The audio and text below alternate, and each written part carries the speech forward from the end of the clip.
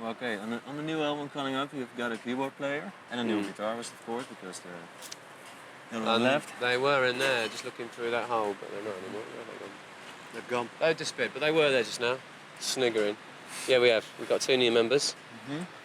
What way were they? I mean, you're the main songwriter, of course. But did they have any influence already, or? Did they? Yeah. Massive influence. Yeah, I co-wrote half the songs with one of those two.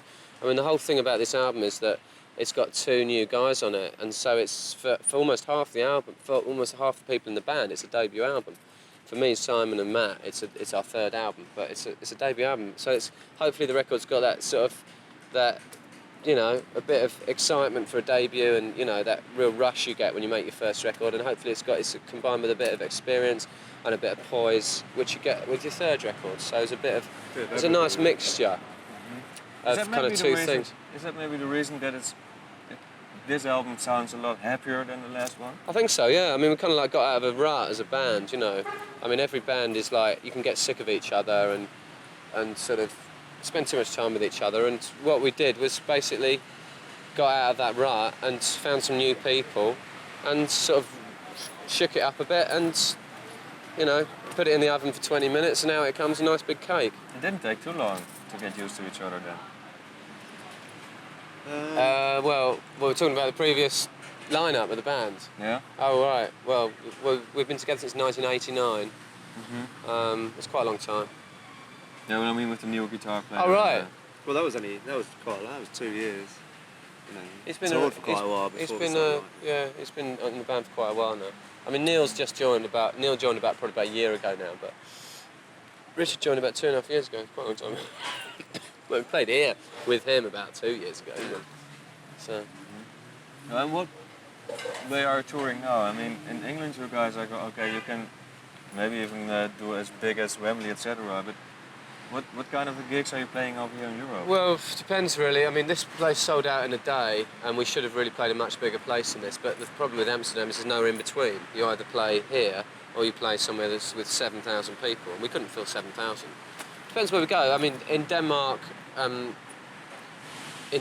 we've sold out a 5,000 seater place, and that sold out ages ago, and the record's gone gold in Denmark, blah blah blah. But in places in Germany we don't do well. It's like Europe is like it's a load of different countries, so it really depends. I suppose the average sort of place is about 1,500 we're doing over Europe. But does it matter anything to you? How many people are in a place? Does it matter? Not really, no. But I mean, it depends. You can have a great gig with 10 people there or with 10,000 people there. The number of people is irrelevant. All it means is that if you do a really good gig, then you're playing to a lot of people and they're all enjoying it, sort of thing. So it's kind of like it's nice to do bigger gigs because it makes the atmosphere a bit more charged. But That's something else than like 90% of other bands say. I mean, they always go like, okay, but I like playing small clubs because you get a little bit better contact if a crowd, etc. Yeah. Does it? I mean, what's cool about playing in 10,000 people? I mean, can you bring something across, or is it just playing on the stage and having the? That can be brilliant. I mean, like I said, there's no rules about it. We've done gigs to 30,000 people before, and actually they've been electric. It just depends. There's no rules about it. You can't say one's better than the other. It just depends on the vibe of the night. Yeah, totally on that. Play to a couple of hundred and still have a fucking brilliant time. Which we have done. Well, okay, talk about the songs, because when I was listening to the album, one song was really, well, it was not overwhelming or something, but it struck me because at song number 8, I mean, it's a song, Picnic by the Motorway. I go, my God, this is David Bowie. Is it on purpose or is it something that happens? That's something that... No comment, mate.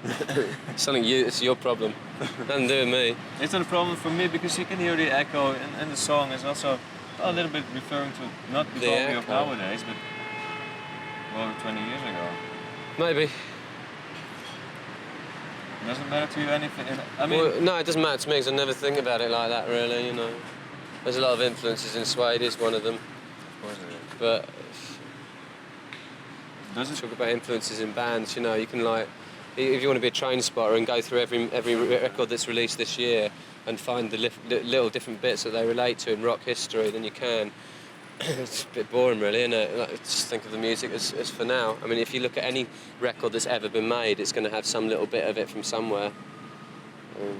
There's David Bowie influences in Suede's music. There's a lot of other things, a lot of other influences in Suede music. There's Pink Floyd, and there's the Sex Pistols, and there's the Beatles, and there's Prince and stuff like that. You know, it's like a lot of things. What way do all those influences come out? I mean, okay, you co-write a lot, the guys in the band, but is it something that goes naturally? I guess so. What? Sorry, what's the question? Okay. The influences of other bands, I mean, in what way does it come out with Suede? I mean, is it something that comes naturally or whatever? Well, yeah, of course it is. I mean, that's how, you know, when you first start in a band, you listen to other people's music and you pick up ideas, and that's what it is. And anyone that says that they haven't got any influences from anywhere is an idiot, or is completely stupid.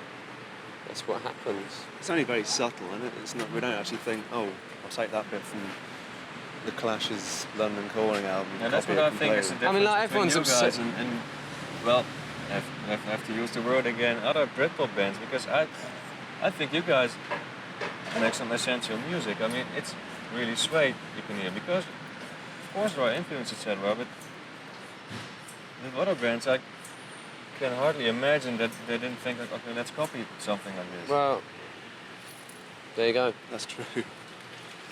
That is true. I mean, you know, everyone's obsessed with influences now, because the 90s is just a time of regurgitation, isn't it? You know, that's what it is all about. I mean, sampling in itself is just a barefaced regurgitation, but sampling is cool because it's so honest about it that it's almost original in itself. But with everything else, it's just a series of people copying things. Suede as a band have got very strong influences. I like to think that we've never actually just completely ripped something off, you know, note for note. We often take the spirit of things, you know. But if you think if there's a really strong influence there, which you think is a very, very strong influence, and you can't ignore it, then you know, Suede have failed, because we've never really tried to be a sound-alike towards anything, you know. We maybe failed, you know. Try not to be, though. I think there's a lot of bands that aren't worried about being sound-alikes. I think there's a hell of a lot. You really try to not sound alike one band or whatever. Yeah, you know, it's like otherwise you're just a tribute band, aren't you? Does it matter? I mean, there's all these bands that are tribute bands to the Beatles, virtually, or tribute bands to the Kinks, or tribute bands to fucking Chaz and Dave. And what's the point? Won't have the real thing.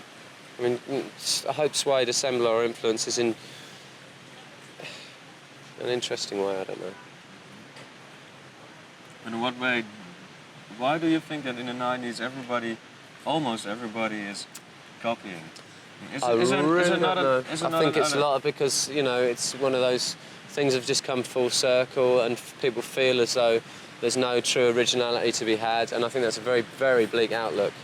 I really don't know, but that's a question you have to ask yourself, because I'm not a sociologist and I don't really know the answer. There's a lot of theories banging around in there, but we'll leave that to the music journalists. Yeah, but okay, you're living in the 90s now, and you're living in the music world more than I do. Right. So you have... No, not true, actually. I think you live more in the music business than we do. Really? We don't know what it is. I don't know why you do, actually. It might be for Gardener's World. Yeah, it might be. Is this Gardener's World we're doing there? Yes, you are. No, I don't know. You know. And the dog shit. Who knows? Who knows? Okay, what's up with Suede in the near future? Touring. One day off and then back into the studio again. Loads of stuff. We've got loads of stuff to do. We've got to write some songs for the B-side for the next single. That's all on the top of my head at the moment. And kind of like formulating the next album in my head really at the moment. Thinking about it. When can we expect it? I mean, is it planned or is it just... Well, we plan to get back in the studio definitely by spring of '97, so record out hopefully in the autumn to winter '97. But I want a new album out by '97, definitely. That'd be great. Thank you. Cheers. Thank you. Thanks very much, Chief. Thank you. Thank you. See you later. See you.